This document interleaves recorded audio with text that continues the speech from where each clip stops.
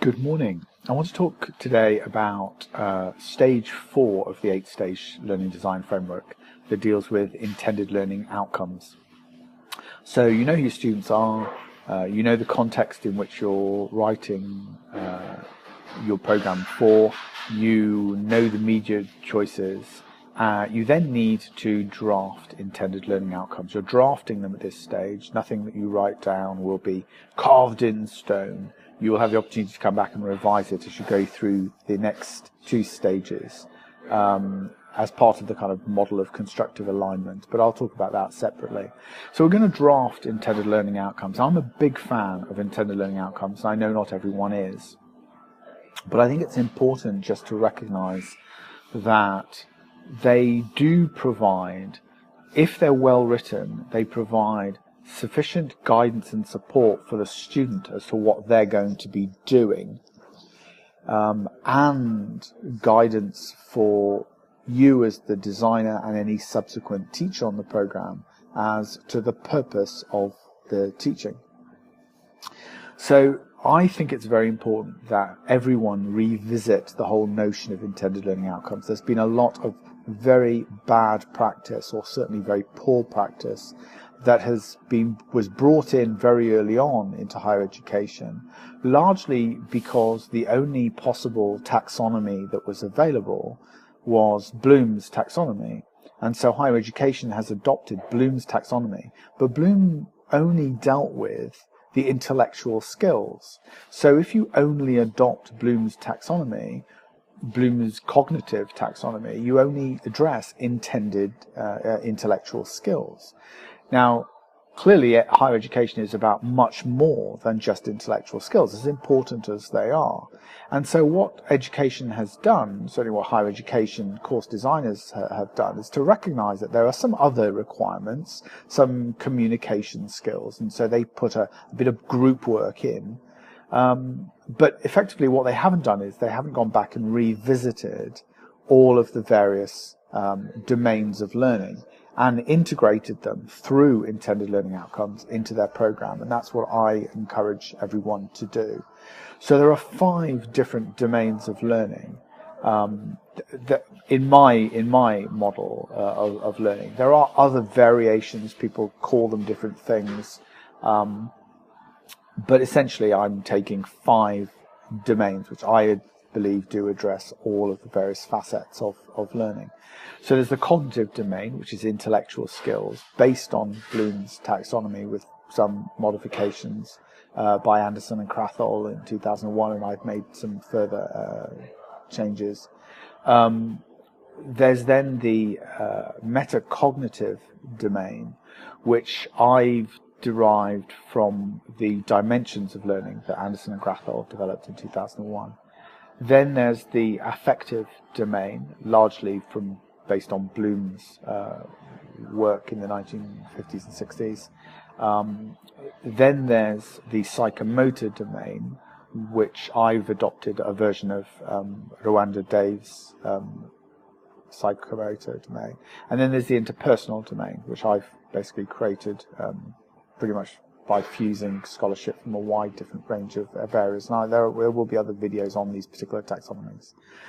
Essentially, so cognitive is intellectual skills. Metacognitive is essentially the knowledge orientation, personal epistemologies, if you like, towards learning.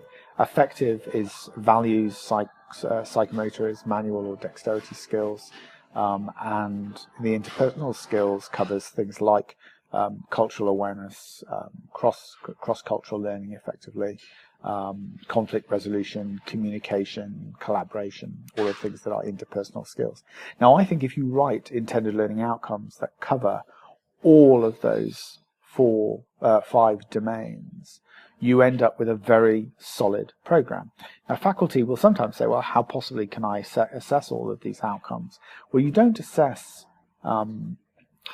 each outcome by an individual piece of assessment. And in fact, one of the challenges that people have had historically is if they write 5 intellectual outcomes and they could only have students sit a final exam, that's quite a stretch. If you, for example, have an intellectual outcome that says to analyze, and you have a psychomotor outcome that talks about the manipulation of a particular database, then obviously assessing those two at the same time is entirely possible. You set up an assessment where students are charged to retrieve data from a database and analyze it, and then you're hitting both targets. So it's about having a little bit of imagination. So in terms of my guidance is always that you should write as many outcomes as are required, and I would suggest a 5 is minimum if you are trying to reflect the full breadth of learning experiences. I think it's a mistake to impose an institutional limit on the number of outcomes, but they have to be very well crafted. So if somebody writes 12 outcomes on a single module, clearly hasn't understood the notion of writing learning outcomes. Okay, so I think the right number is probably somewhere between 6 and 10. Depending on the credit weighting of a particular module. But the point is that you're not, that this direct equivalence that says, well, it's a 10 credit module, 100 hours of learning, therefore it's only got 4 outcomes. And if it's 200 hours, 20 credits, it's going to have 8 modules, 8 outcomes. It doesn't work that way. It's about the skills that module is intended to convey. It's not impossible that you might have a module that has 3 outcomes, but I think I would aim and encourage people to think about 6 to 10, certainly to start with, so that they ensure that they are rounding out the learning experience of the student.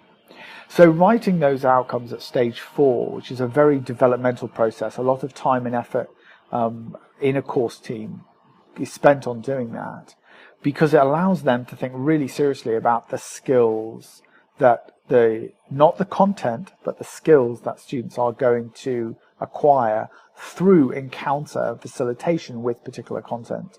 So it's a very important part of the process. How you write intended learning outcomes, I will do in detail in a future video. But I think it's important just to note that a really well structured outcome is flexible enough to change with contexts. So it's about how you write them. They need to be sufficiently generic to be adaptable, but sufficiently specific to tell students what it is you want them to learn. So writing outcomes across all domains, getting the balance right in a particular module is also very important. It's also worth noting that not all modules have to be intellectual modules. You may have very much skills modules. And it's very interesting to see how people sometimes struggle to write outcomes on a module, literally because they're unfamiliar with the other domains of learning. So I hope that's interesting, and I will do a little bit more on outcomes in other videos.